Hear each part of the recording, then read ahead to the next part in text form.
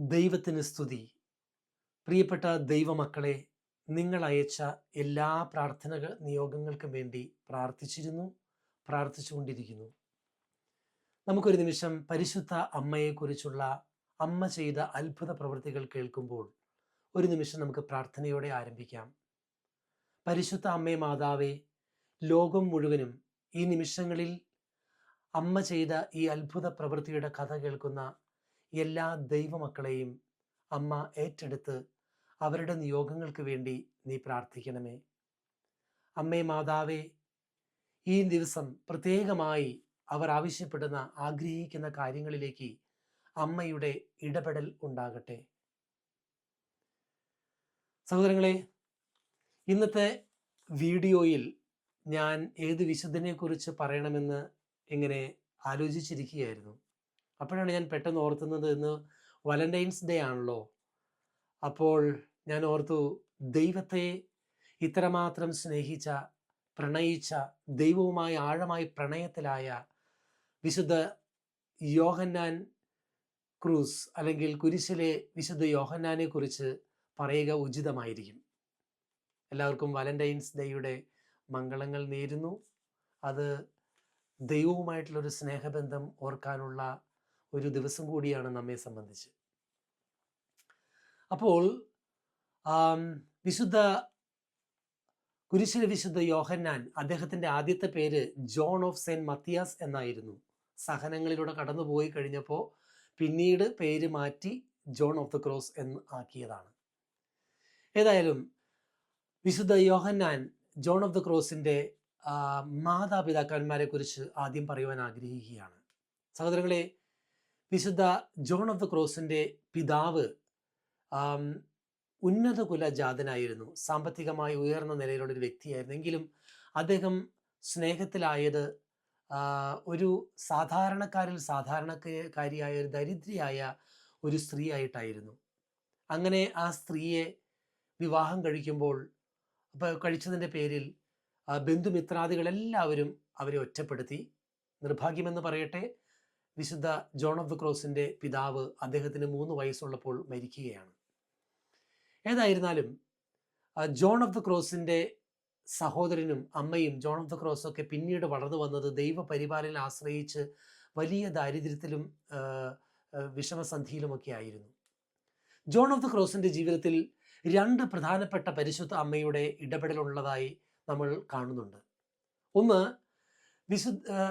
John of the cross ചെറുപ്പമായിരിക്കുന്ന സമയത്ത് അദ്ദേഹം ഒരു പുഴയിൽ വീണ് മുങ്ങി മരിക്കാൻ പോകുന്ന സമയത്ത് അദ്ദേഹത്തെ അത്ഭുതകരമായി രക്ഷപ്പെടുത്തിയത് പരിശുദ്ധ അമ്മയാണ് എന്ന് സൂചിപ്പിക്കുന്നുണ്ട്. ഒരു സ്വർഗീയ സമാനമായ പ്രഭയുള്ള ഒരു സ്ത്രീ വന്ന് ജോണിൻ്റെ കയ്യിൽ പിടിച്ച് ജോണിനെ വലിച്ച് അത്ഭുതകരമായി രക്ഷിക്കുകയായിരുന്നു.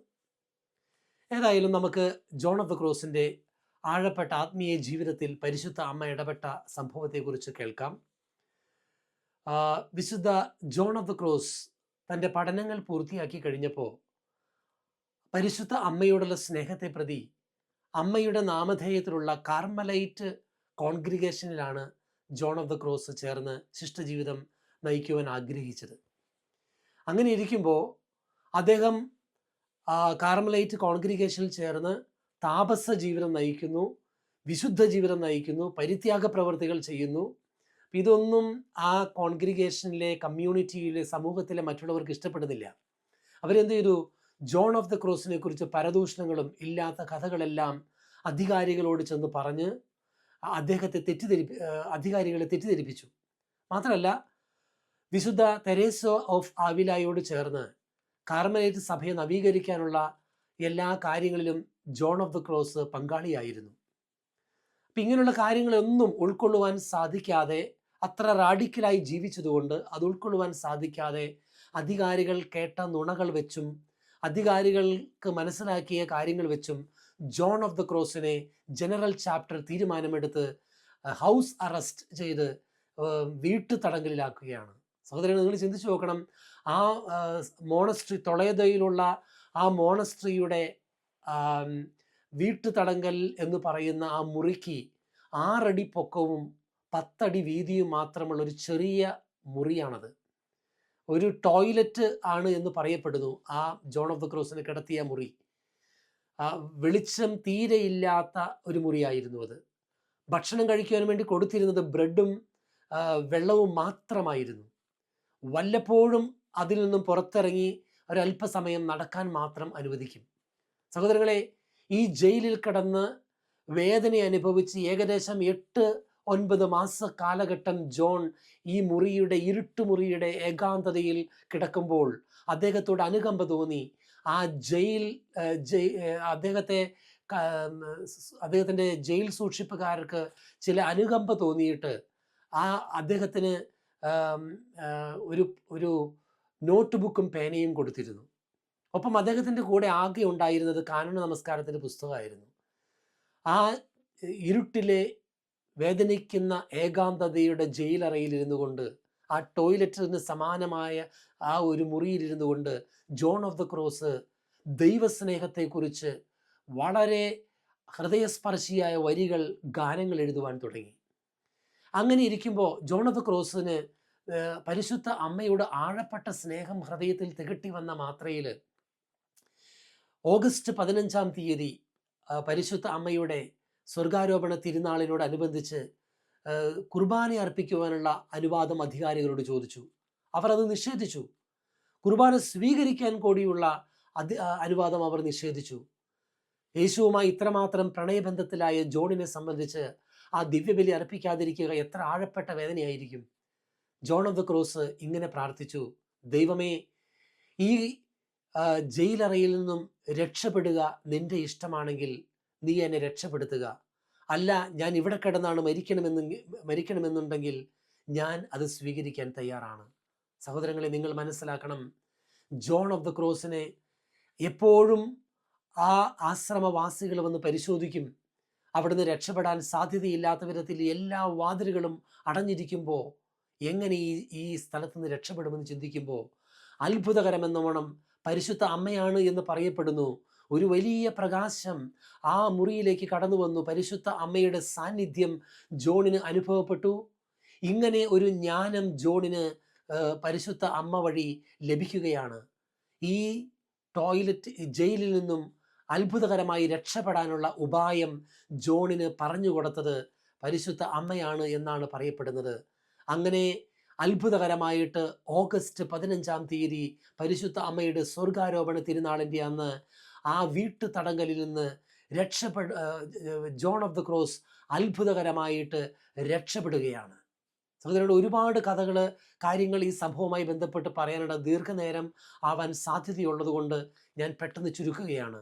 ജീവിതത്തിൻ്റെ സകല പ്രതീക്ഷകളും നഷ്ടപ്പെട്ട് ഈ ഭൂമിയിൽ ആർക്കും രക്ഷിക്കുവാൻ പറ്റാത്ത വിധത്തിൽ ആ വീട്ടു തടങ്കലിൽ ജയിലിൽ കഴിയുമ്പോൾ ഇതാ പരിശുദ്ധ അമ്മ സകല വാതിലുകളും കൊട്ടിയടക്കപ്പെട്ടപ്പോൾ ഒരു കിളിവാതിൽ കാണിച്ചു കൊടുക്കുകയാണ് രക്ഷപ്പെടുവാൻ വേണ്ടി. സഹോദരങ്ങളെ, ഈ വീഡിയോ നിങ്ങൾ കേൾക്കുമ്പോൾ ശ്രദ്ധിക്കുക. നമ്മൾ കടന്നു പോകുന്ന ഒരുപാട് പ്രതിസന്ധികളുണ്ട്. ഇനിയും രക്ഷയില്ല എന്ന് കരുതി എല്ലാം തകർന്ന് തരിപ്പണമായി ഗ്രൗണ്ട് സീറോയിൽ കിടക്കുന്ന അനുഭവങ്ങളിലൂടെ ആയിരിക്കാം നിങ്ങൾ കടന്നു പോകുന്നത്. പക്ഷേ ആ മേഖലയിലേക്ക് ഇറങ്ങി വന്ന് ഇടപെടുവാനായിട്ട് ദൈവത്തിന് സാധിക്കും.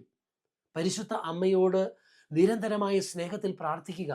നമ്മുടെ പ്രാർത്ഥനകൾ ആഗ്രഹിക്കുന്ന സമയത്ത് ഒരു പക്ഷേ അത് ലഭിച്ചു എന്ന് വരിക. നിങ്ങൾ ഭഗ്നാശരാകരുത്, നിരാശപ്പെടരുത്. നിരന്തരം സ്നേഹത്തോടെ അമ്മയോട് പ്രാർത്ഥിച്ചു കൊണ്ടിരിക്കുക. അത്ഭുതം നടക്കും. ആ ദിവസം, ആ സമയം അത് ദൈവത്തിനറിയാം. നമ്മൾ ഇടയ്ക്ക് വെച്ച് പ്രാർത്ഥന നിർത്തി പോകരുത്.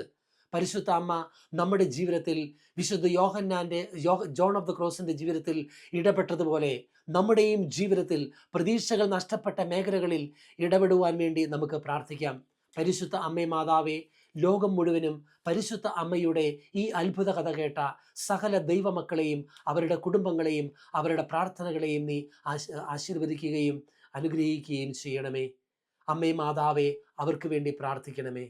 നമ്മുടെ കർത്താവായ യേശു മിശിഹായുടെ കൃപയും പിതാവായ ദൈവത്തിൻ്റെ സ്നേഹവും പരിശുദ്ധാത്മാവിൻ്റെ സഹവാസവും പരിശുദ്ധ അമ്മ വഴി നിങ്ങളോടും നിങ്ങളുടെ കുടുംബത്തോടും പ്രാർത്ഥനാ നിയോഗങ്ങളോടും കൂടി ഉണ്ടായിരിക്കട്ടെ, ഇപ്പോഴും എപ്പോഴും എന്നേക്കും. ആമീൻ. ദൈവം നിങ്ങളെ അനുഗ്രഹിക്കട്ടെ.